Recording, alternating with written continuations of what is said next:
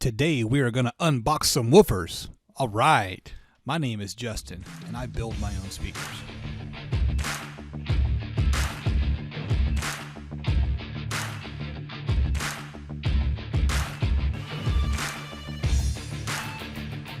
We got some goodies today. Got home from work and found this box from Parts Express. Let's open it up. Let's see what kind of goodies we got inside. Oh man, let's see what we got here. It looks like we have some bubble wrap. There's always plenty of bubble wrap in these things. Let's get that bubble wrap out of the way and let's see what the good stuff is. I see a box. It's not a very big box. Wonder what's in it. Let's take a look. The Designer Series 8-inch treated paper cone passive radiator, model DS215-PR. Let's put that aside and dig into the box and see what else we have. Classic Series 8-inch treated paper cone woofer. Oh, that's pretty cool. Looking forward to getting that out and kind of playing around with it a little bit. More bubble wrap.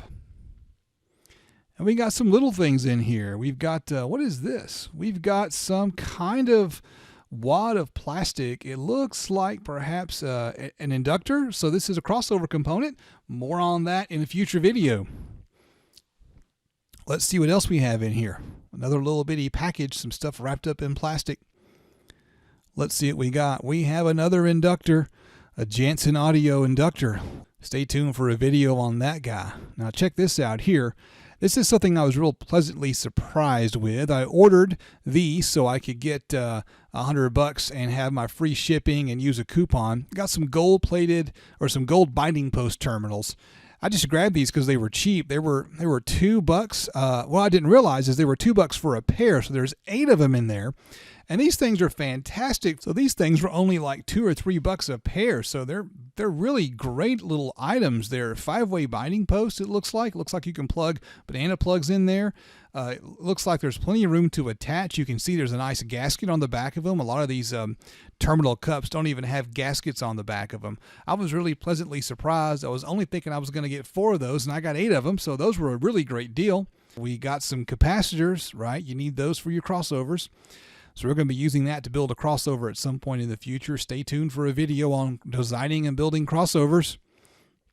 Well, if you're going to have some crossover components, you're going to need some resistors. Sometimes you need a resistor to pad that tweeter, kind of mute that tweeter a little bit if your tweeter's a little bit too bright. So we got some 8 ohm resistors, and we're going to lay out a crossover with this at some point in the future.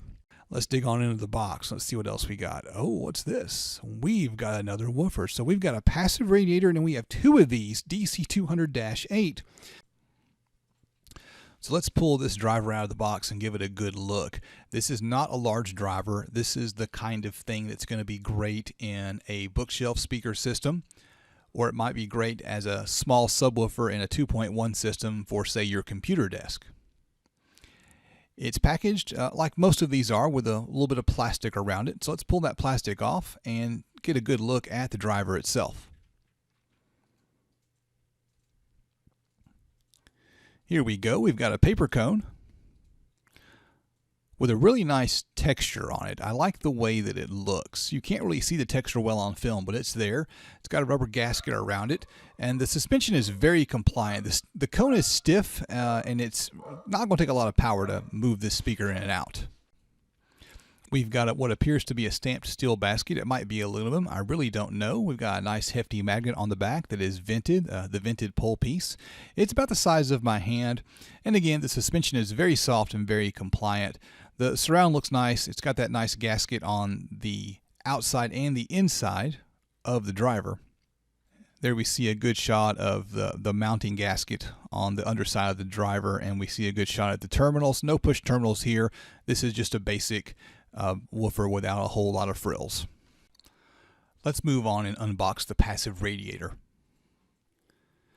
Okay, so we've got it open. Let's open this thing up and see what's there. The first thing that you're going to notice is that this thing is missing a magnet. That's the idea behind a passive radiator. It comes with a screw and a washer so you can add more weight to the passive radiator. Adding more weight will lower the resonant frequency. It's like making a port longer. The first thing that jumped out at me is the cone material. It's the exact same cone material as the 8-inch woofer that I just showed you. Same style basket. It is allegedly just a little bit bigger of a speaker cutout than the than the woofer, but I've already tested some speaker cutouts, and this thing is really about the same size as the woofer. The cutout actually is a little bit bigger. It's very light, doesn't weigh much at all because, of course, there's no magnet, and the magnet is the motor on the back of the woofer that adds all the weight. And what you're going to notice right here is it has two gaskets on the back side, a rubber gasket and a cork gasket. That's kind of interesting. And on the front side, there is no matching gasket on the front like you see on the woofer. While we're at it, let's go ahead and open up the other woofer so we can take a look at it too. Newsflash, it's going to look just like the other one.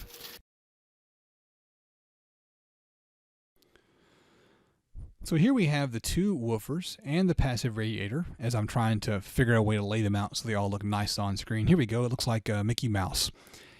And they're all about the same size. This is, of course, the woofer, and you can see the gasket on the woofer right there. And then over here is the passive radiator. And once again, there's no gasket on the front of it, so you couldn't do a recessed mount of the passive radiator, but you could of the woofer. And that's the only thing that looks different to me. The surround looks a little bit bigger on the passive radiator, but it's not because that woofer has that gasket on it. As far as I can tell, it's the exact same cone and the exact same frame. Even though both of these are a different series, I think what makes the difference is the gasket on the woofer. Just for size comparison, I'm going to put this woofer up next to a mid-range driver. That is what on the right, well, on the lower part of the screen is an SB17 by SB Acoustics. On the upper part of the screen is the woofer here that we're working with today. The SB17 is listed on their website as a 6-inch mid-bass, but it's really close to almost 7 inches across. It's bigger than some 6.5-inch drivers that I've seen. And there you can see the 6-inch, almost 7-inch SB17 versus this 8-inch driver. And that just kind of shows you that this isn't going to be something that's going to get a whole lot of really deep low bass out of it. The 8-inch driver is heavier. It feels like it's got more magnet and a little bit more heft to it.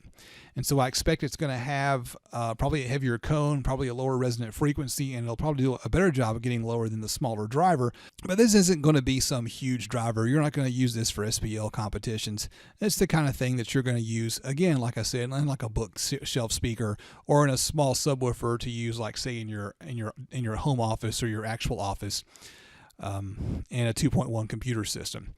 I've got some experiments that I want to do with these drivers, and so stay tuned and you're going to see some of these cool ideas.